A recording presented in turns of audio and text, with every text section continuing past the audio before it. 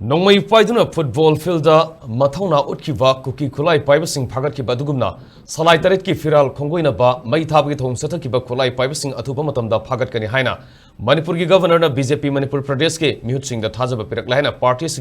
spokesperson su Oriba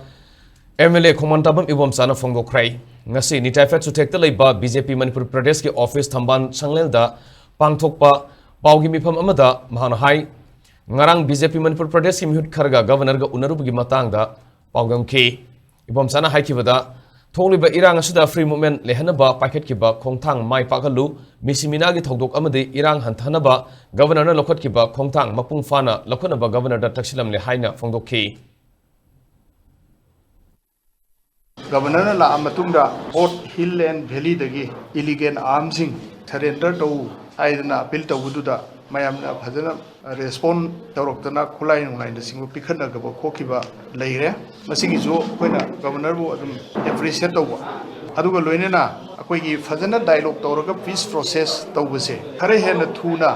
tawbiu adugi khulai khongkatpagi kaigi tawriba thabakse sisu praja jingna phawbuda hill da di khar walena khoi phawe aduna particularly hill area da khulai khongkatpo khokoi thabaksisu makha sathabiu aduga Maski Nipanda, Singam Sungta Manimak, free movement, Lehelani Hirga, Fellow Gibase, Masida Prazazina, Yamna Numaita Hawi, Aquina BJP, Emilio, Nina Quida, Maduki question am late, Aqua answerable Wenina Quay Kumbawai, Aduna, Madu Yaringhi, Atu Matamda, Tawinabato, which is Halai Tereti, Hiran, the Kumpan and the Haida Maitan, Potana, Tawa am the provocative waiver, Sumba, Tabaxi, Masi, Matixanex, local, Maduda Governor. Kangpupida, koi automatic weapons fire football sana bakangpu to koi Phagatkani. Adu maina moisu sab action logani hai na adu maina Hairi.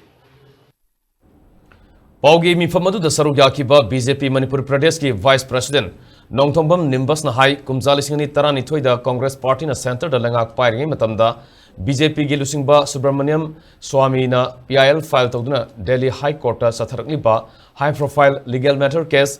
The National Herald case Enforcement Directorate na Sarsit Thangalakpagi Mayokta Laibaki Mapum Kya da Sathariba Kongsanga Sito Vigano Laibaki Loda Thajaba Thambinaba Bharatiya Janata Party Manipur Pradesh ki Maikedi Afil Tauki Kanagumba Laibak Asigi Miyoi Kharana Amadi Maruina Indian National Congress na National Herald case Asibu Politically motivated case Amani Haina Mapum Kya da Irang Hauribasi Lepiu National Herald case asida Enforcement Directorate na April Mapanda Sarsit Langkhat Kirwa Matung Lakliba April Kunmangada hearing Makasa Thagadabani Haiki Congress ki oiragasu adugumba worker mayamna tawpa mayamdadi leader ati mayamna tawda tumina leiba aduga Nehru amasung Gandhi family dagi tholpa leader sing dugi hairaga de hoji bar sin mathungna hoji langhallaga leise praja sing da mislead tawna honoise adu masigumba thawdau se Bharatiya Janata Party Manipur Pradesh na highly akoi condemn taw akoi hojiksi asumma du khangna nabagi damta ED na charge frame tawriba potsak se Supreme Court ta tang kunmanga da hana dawrise madugi hearing tawraba matungna Adugi Raido, Akumam Adu, except Dominasi. Congress Party na Akogi Lobo Thajabiraba, Aduga Judiciary said Makoina is that Tobiragadi, Tanman Tobiragadi, Tankun Mangapo, Naire Hairaga, Madugi, Supreme Court, Pirapa, Akogi, Verdict, Masiki Rai say, Masi Ikai Kunana Satpaduna, Congress Party issue Pani, Adu Congress Party issue, Akogi, Tauriba Mayam say, Makoi Kang Tobudo, Madu, Makoi Asum Kusala, Prazada, Aranba, Tahanabo Honam say Matung, the Tobinu have